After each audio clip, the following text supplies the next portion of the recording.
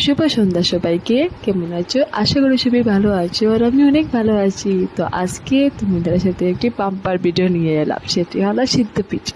এই দেখো, তোমরা কে কে জানি না এটিকে কি বলো, আমি তো সিদ্ধ পিঠে বলি, আর অন্য অন্য লোকেরা বলেছে, শুনেছি যে এটিকে মেরা পিঠে বলে, কিন্তু আমি তো এটিকে সিদ্ধ পিঠেই বলি। তো এখন তো ভাদ্র মাস চলছে, তো তাই ভাদ্র মাসে এটি খেতে হয়।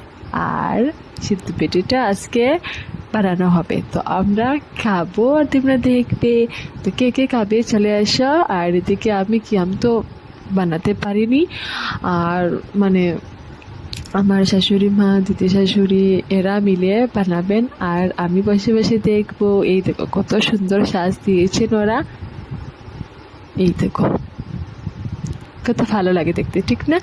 তো এদিকে আমাকে বলেছিল যে তুমি নারকেলগুলো ভাজা করো, আর আমরা তোমাকে শ্বাসটা তুলে দিয়ে দিব, তুমি এটি বসিয়ে দিবে। আমি বলেছি যে হ্যাঁ ঠিক আছে। তো এদিকে দেখলাম যে সব কিছু সব শেষ হয়ে গেছে বানানো, তারপর আমি বসিয়ে দেবো। একটি পাত্রের মধ্যে নিয়ে নিলাম, এটি ক্যানের মধ্যে নিয়ে নিলাম, আর একটি আলাদা আলাদাভাবে রেখে দিলাম, কেননা এটি একটি আরেকটির সঙ্গে লেগে যাবে, তো তাই।